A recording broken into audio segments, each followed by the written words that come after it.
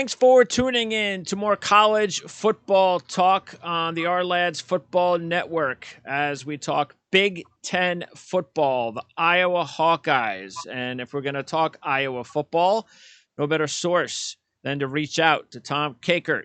He's been the publisher of the Hawkeye Report at HawkeyeReport.com for 19 years. So he knows Iowa football. Tom, first time we've had an opportunity to talk, so thanks for doing this. Yeah, thanks for having me on. I appreciate it. I'm looking forward to it. Hopefully this is one of many more. Matter of fact, you even actually, I know you have your podcast, the Hawkeye Report podcast, but you've also, this is going to be the first year that you're going to have an additional podcast on Mondays with former Hawkeye Chuck Long, correct? Yeah, Chuck has agreed to do a podcast. We just launched it last week, so it's on the same podcast feed as our Hawkeye Report podcast. So you can just kind of search for Hawkeye Report podcast, and you'll see the Chuck Long pod pop up there. We're going to do that every Monday. We kicked it off last week, kind of just talking about from a coaching perspective as an offensive coordinator or a head coach, what fall camp's like. Went through a lot of different kind of things that I think fans hear about, but maybe don't understand. So went over really well. And so Chuck and I are going to do that every Monday, kind of reviewing Iowa's games. It's going to be fun to kind of pick his brain every week. All right. Well, I'm going to pick your brain to talk Iowa football. So let's get to it. Last year, it was a good season. The team went 6-2. Unfortunately, the two canceled games, Iowa was kind of hurt just as much, if not more, than a lot of other programs because they were red hot towards the end of the season. The offense was starting to click. And then all of a sudden, the canceled games just kind of took all the steam out of it. Yeah, they had the two games at the end with Michigan that was going to be kind of that bonus game in the Big Ten that they had figured out. And then the Music City Bowl against Missouri, both victims of COVID-19. The interesting thing about last year for Iowa is they lost their first two games, won the last six. In those first two games, they lost by a grand total of 5 points. Yeah. And, they could have very easily been undefeated. I mean, there's a couple of fumbles in that Purdue game that were costly. Then you look at the Northwestern game, Iowa was up comfortably in that game. And Spencer Petras threw 3 interceptions in the second half. And Iowa loses by 1 point, 21-20. So it is, there was a lot that could have happened last year, maybe with this Iowa team that you kind of look at it that way. And they were blowing people out. Yeah. Here's one of the remarkable stats for Iowa football that I think you might enjoy is Iowa has gone, the defense is always kind of where Iowa hangs their hat. They're trying to keep you out of the end zone. And they do it a variety of ways, different kind of formations and everything. But they have gone 22 straight games, giving up 24 points or less. You're going to win a lot of football games if you do that. That has to be an FBS record right now. Yeah, it is right active. now. Right now it is, yeah. Well, it's remarkable. And even though the team lost several key defensive players, Golston, Nixon, Heflin, there's still a lot of key guys, and Neiman, there's still a lot of key players coming back and getting another year under their belt, including, especially that secondary. Once again, big surprise, Iowa has a really good secondary. Yeah, the back seven is really strong. They've got, guys that have started games all in that back seven. With the buzz on Jack Campbell as an outside linebacker is just off the charts. Phil Parker compared him to Chad Greenway. Wow. Okay. When I visit with him, so that's pretty high praise from Phil Parker when you throw out a 10-year NFL player who was an All-Pro several years. So he's a guy to watch. Okay. Seth Benson at middle linebacker. That you talked about the back end. They got one of the super seniors back in Matt Hankins. Which was a big addition, I felt, to give them a little more depth in the secondary. Riley Moss, really underrated. I think Kayvon Merriweather, their strong safety, has got a chance to have kind of a breakout year. He's one of those guys that he was more of a basketball player in high school. Okay. And kind of went out for football later. So he's still kind of maturing as a football player, but he's a really good athlete. So you're starting to see kind of the body and the mind kind of slowing down a little bit and getting better there. And Jack Kerner's just really solid at free. The big question for Iowa is going to be on that defensive line, though, because they've lost so much. And it's been kind of this gradual thing the last 3 years or so, where 3 years ago they had this incredible, like, 8-man rotation. And a lot of those guys are in the NFL. Yeah. When we're talking about A.J. Epinesa and Anthony Nelson, Davion Nixon now, Chauncey Golson, even Parker Hesse, a kid who's, as a tight end now for the Atlanta Falcons, but just solid players that did well. The only guy that's now, all those guys are gone. Zach Van Valkenburg is back. He was a second-team All Big Ten player last year, but now it's younger guys and guys who have been waiting their turn, like a John Wagner, who's been waiting his turn at defensive end. Okay. He's jumping in there. Joe Evans, another kid who was a pass rush specialist. Phil Parker, the defensive coordinator, believes that he can be a 3-down guy now. So we'll see if that can happen, but he's going to be a backup. I think the big question mark lies at defensive tackle. Noah Shannon, kind of a veteran guy, but hasn't played a ton. Now he's going to have to play, 50, 60 snaps a game, I think. Next to him is a young player, Y.A. Black, who they're incredibly high on. He's a big kid, kind of like frame-wise, kind of like Carl Davis was a few years ago for Iowa. Okay. Bigger, 6'5", 3 bills, kind of guy that's got a lot of athletic ability, good athlete, but he hasn't played defensive tackle. And so you got to see what he's like when the bullets are flying. And they got a couple other guys that are behind them. Logan Lee, who's kind of bulked up, but he's been hurt the last 2 years, so he's finally healthy. And another young guy, Lucas Van Ness. I made the comparison the other day that this Iowa defensive line is kind of like going back to like 2005.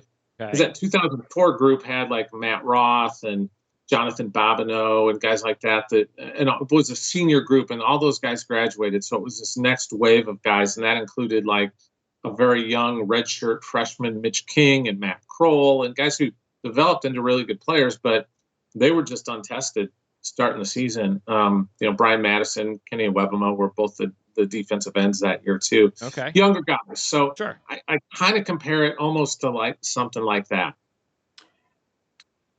Because of that kind of uncertainty, do you, just knowing the program as you do and how long that you've been covering it, and you just referenced a good example, what's your gut tell you? Do they have the defense to win a Big Ten, or at least compete and play in a Big Ten championship game? I think they do.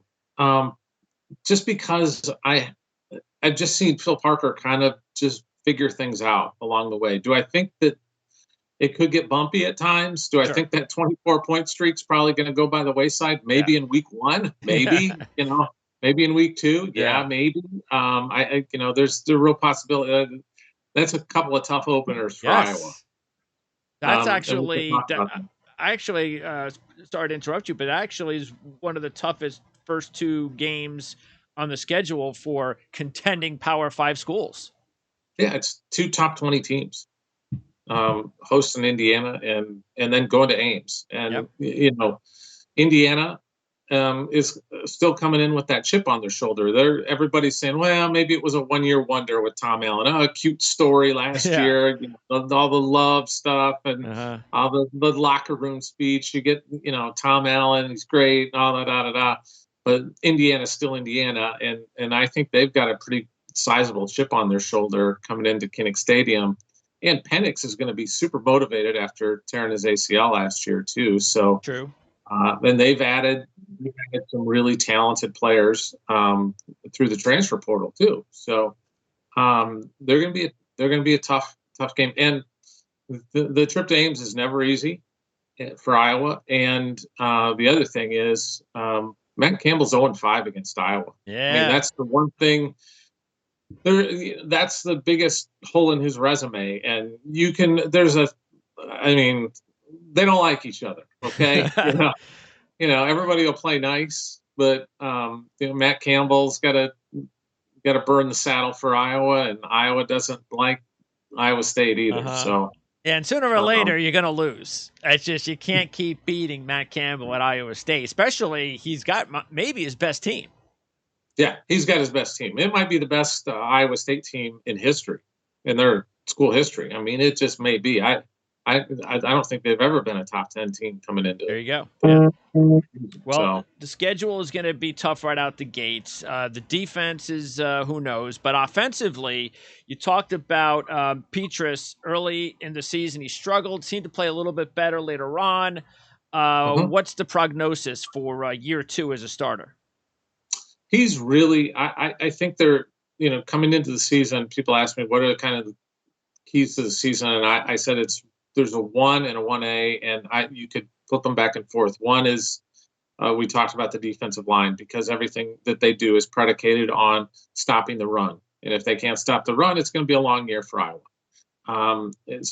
But I feel like Phil Parker will figure that out and find the right pieces, and everybody kind of figures that out. Petras is the wild card. When early in the year, when they struggled, it was his accuracy issues, interceptions early. But then he got better. Last 3 games, it was 6 touchdowns, 1 interception, completed over 60% of his passes. He was much better, and Iowa was really rolling at that point. And but he's a really good leader. That's the one thing that jumps out at me is guys seem to he wants to be a leader on the team, and he seems to be kind of taking that spot. Okay. But he's got to be productive too. Sure. And one of the things he did to kind of work on his throwing was he went to a guy named Tony Rasiopi, who was Nate Stanley, Iowa's other quarterback, had gone to him to train for the NFL draft. And Petras went to him twice in the offseason to kind of just work on his mechanics and kind of work through things. The other thing Petras did is, kind of went through the mental side of things, working with somebody on the mental side of football. And because the thing I always thought was he was a little more tightly wound, and maybe that, he's trying so hard, almost tries too hard. Okay. And he's got to just learn, if he just relaxes with his big arm, he can be really effective. And I think that's one of the things he's worked on with the mental coach and kind of trying to figure that side of the game out. Well, he loses a couple of big receivers, especially Smith-Marset. So that's going to hurt the passing game in general. It seems like Iowa always has tight ends, though. Laporta is coming back, so that's good. But do they have, speaking of the next wave, do they have a receiver, a young receiver on this team, wide receiver, that you think we should be keeping an eye on? Yeah, I think there's a couple guys that I would keep an eye on. One is Tyrone Tracy Jr., who's going to move up to a starter. He could have been a starter last year. He is really talented, really skilled, guy with the ball in his hands, makes plays. He was frustrated last year, early in the year, because he wasn't getting as many touches, and you could tell his body language kind of went south for a little bit, but then he picked himself up. So I think he's going to be kind of the main guy. He's the go-to guy. 2 young guys to watch, 2 true freshmen. Yeah, I've been covering Iowa for a long time. This was the first time that in the Kirk Ferentz era that there was a true freshman in the 2 deeps to start fall camp. Wow. Now, a kid named Keegan Johnson. Okay. From the Omaha area, who's the Nebraska Player of the Year. He enrolled early in January, so he was with them in the spring. So he just came in and just showed that he belongs. So I suspect he's going to be out there a lot. And another kid who also came in early, named Arlen Bruce. Okay. And he was from Kansas last year with COVID and everything. He ended up transferring to Iowa because Iowa high schools were playing football, and Kansas was kind of maybe not going to play. And so he ended up teaming up with one of the other Iowa wide receivers that's coming in too, Brody Brecht. But Brody's injured right now. But I think Keegan Johnson and Arlen Bruce are going to be out there a lot this year. Just watching them in the spring, and then our one look in fall camp. they're just different with the ball in their hands. Okay. Just you figure out ways to get them the ball. The other guy I had mentioned probably is Nico Reganey. He's kind of the classic possession receiver. Steady guy, that, yeah. you can 7-yard hitch routes. There he is. He's open. Gotta he's have just one of gonna those guys. around. And at tight end, Sam Laporta, Luke Lachey. Another guy I'd really watch that I think is going to emerge this year is a kid named Josiah Miamin. He looked really good at the open practice. Big body kid, had kind of a little incident off the field in the spring that cost him a couple practices, but boy, he seems to be on the rise right now, and so I keep an eye on him. Yeah, and you always have to keep an eye on those young tight ends at Iowa, because you never know when they're gonna pop out. But Laporta is the top tight end on the team, but you don't think that they have any of the Hawkinson, Fant, Kittle guys, do you? I think Laporta could be. Okay. I would call him like Hawkinson light, probably. Okay. It's not Nothing wrong with that. Yeah, he's going to have a chance in the NFL. Okay. I think. When we were at the open practice, there was a couple of NFL scouts just standing over watching the tight end position, watching him. So okay. So I think there's going to be a possibility there of him potentially being kind of a breakout guy this year. Now, even though those three guys came pretty recently at the tight end position, since you've been covering Iowa for 19 years, if you had to pick one position on the team, I think I know what you're going to say, but if you had to pick one position on the team that would be the trademark for Iowa football, would it be the offensive line? Probably. Okay. Yeah. It might be tight end though too, but because they've just had so many, all going back to Dallas Clark and guys like that, Brandon Myers, who's in the NFL for a long time, Alan Reisner was a really good tight end, Tony Moyaki, and now and you get to the more modern guys too. You can't all be superstars. Yeah, sure. Yeah, but they've had some really good tight ends over the years, but they're going to hang their hat on the offensive line. I mean, they've had so many first round picks from the tackle position, going back to Gallery, Brian Balaga, Brandon Scherf, Wirfs. I mean, it's a good list. Yeah, it's a good list of rich guys. Absolutely. And Tyler Linderbaum is the next in line. And I don't remember when it was or what I was researching specifically, but I remember reading about Linderbaum the first year when he was making that transfer from defense to offense, and they were saying, keep an eye on this guy. I think it was something I read somewhere during camp. Like, he's making the transition, and he looks interesting, looking like he's picking things up. And sure enough, ever since then, he has just taken off dramatically. So here's a good story. His high school coach said when he was picked Iowa, and I can't remember who he told. It might have been us. I can't remember. But I just remember it was somebody with his high school. I think it was his coach. Said, because he came in and he was initially, his first year, he was a defensive tackle. Yes.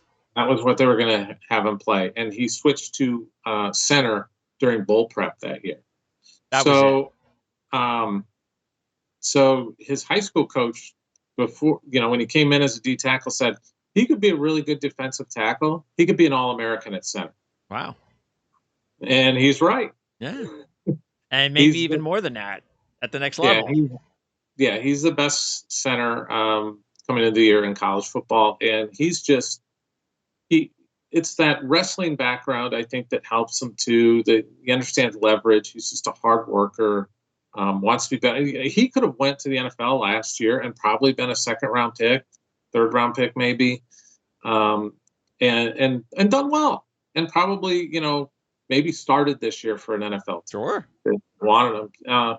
But he said right away when we asked him about it, because not even going to look at it because I got a lot of stuff I need to work on. That just kind of tells you his mentality, that he feels like he's got to get a lot better.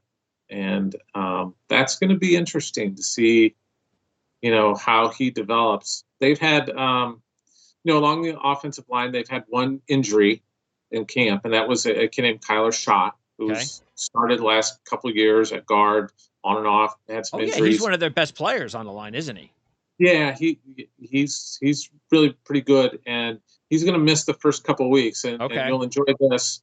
He before the start of camp, he lives out on a farm with his family lives on a farm.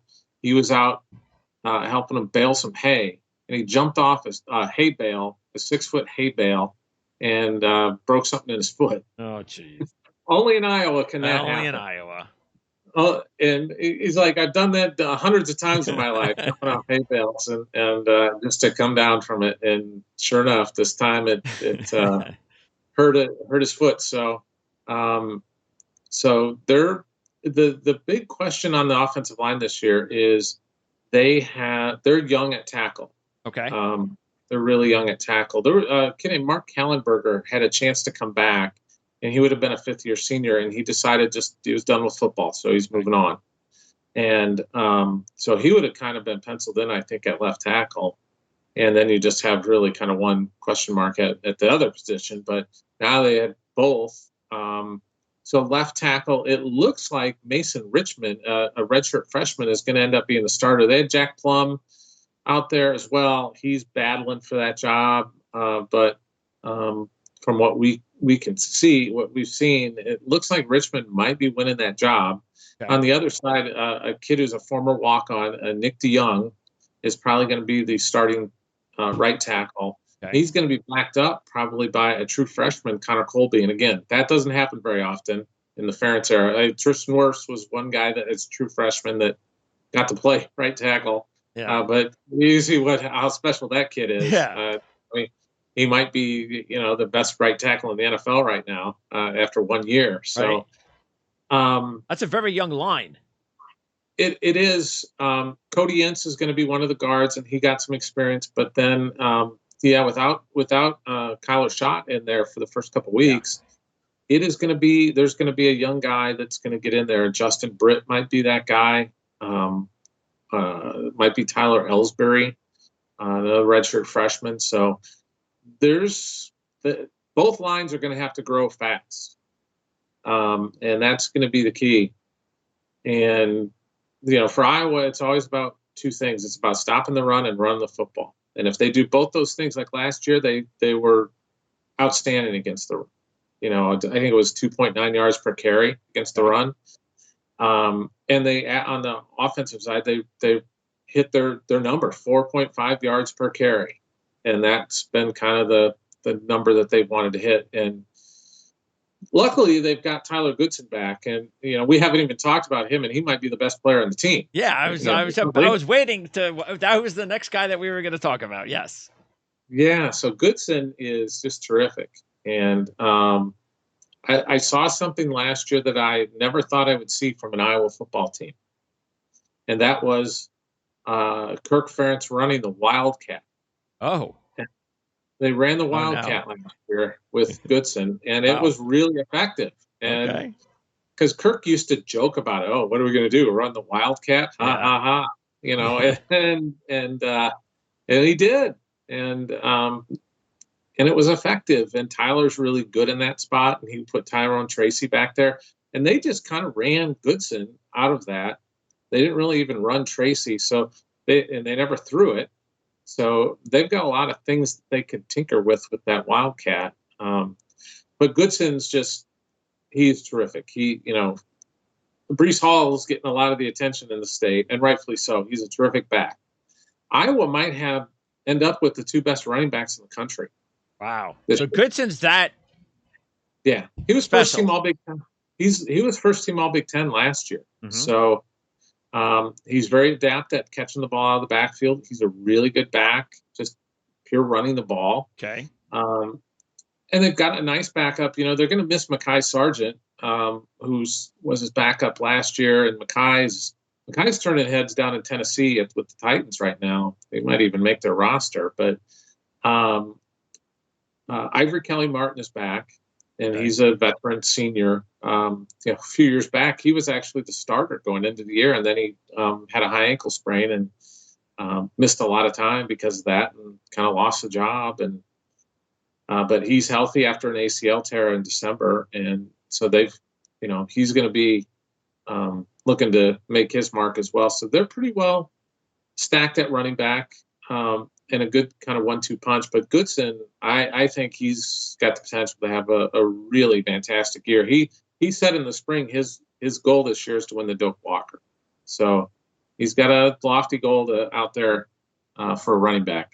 Well, like you said, it sounds like it's all about the trenches, which is kind of unusual. That's exactly where Iowa is going to have to keep their fingers crossed that they can get some of the new, young, up-and-coming players to fill those roles. And if they do, then this could be a very special year for Iowa. And the schedule is not easy.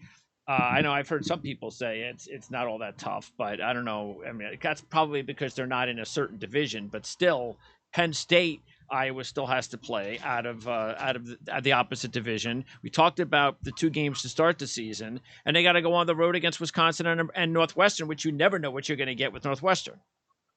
Yeah, and Iowa just hasn't, with the exception of last year, which was a unique year when they only played conference games. But before that, it was Hayden Fry's first year in 1979 was the last time Iowa opened with a Big Ten game. Wow, there you go. And that was here's a little fun trivia question: 1979, Iowa, Indiana. Who was the Indiana coach?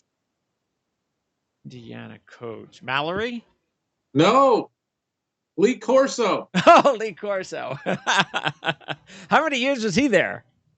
Oh, God, probably 4 or 5 years, maybe. Lee Corso. Wow. So it was Lee Corso against Hayden Fry, and Iowa jumped out to a big lead, and then Corso and the Hoosiers came back and won the game.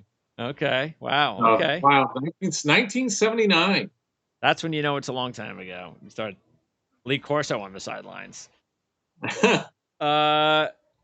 Kirk Ferentz, a couple more things before I let you go, Tom. Kirk Ferentz, you've been around him now for 19 years, so how's he looking? You know, he's getting older. We're all getting older. Yeah, how's he looking? Does the energy still seem to be there? Does it look like he could be there for another 10 years? Boy, he doesn't seem like he's going to be there. He just doesn't see himself coaching into his 70s, is what he's kind of said. So okay. I think he's, we all know he's in the kind of the autumn of, his coaching career. He's winding it down, but he's still enjoying it. And I think that's the big thing right now is that he's still enjoying what he's doing. Last year was obviously a very tough year for him with the racial inequality stuff that surfaced in June, and they had to part company with his longtime strength and conditioning coach Chris Doyle, who was with him from day one, and he was his right hand guy, and they probably talked every day, I would imagine.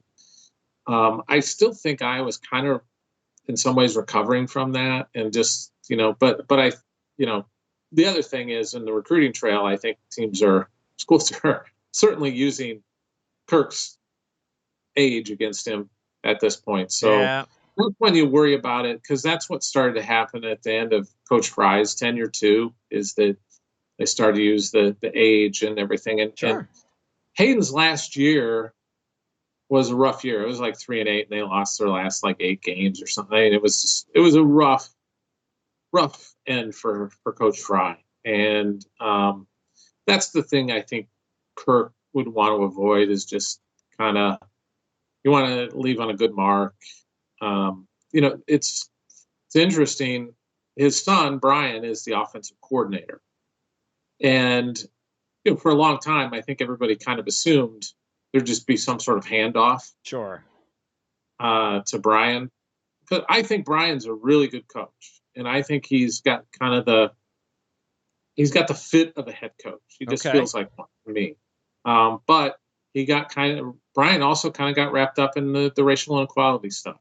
And I think that probably took him off the possibility list. Tom, great job. I expected nothing less. Again, you got the Hawkeye Report. not only the website at HawkeyeReport.com, but you've got the podcast. Is that a weekly podcast, by the way? Yeah, we'll do it once a week for both of them. That one and the Chuck Long one. So okay. yeah. So Mondays with Chuck Long, and when's the other one air? We vary. Just whenever you can do it. Wednesday, Thursday, usually. Sometime in that time frame, we usually do the other one. So that's like a preview. That one's more of a preview, kind of let's take a look at what's happened over the week, getting ready for the next week's game. Yep. Okay. Yep. Absolutely. Sounds good, Tom. Again, I appreciate it. Hopefully we'll get an opportunity at some point during the season to talk again. That'd be great. Thank you. You got it. Thank you.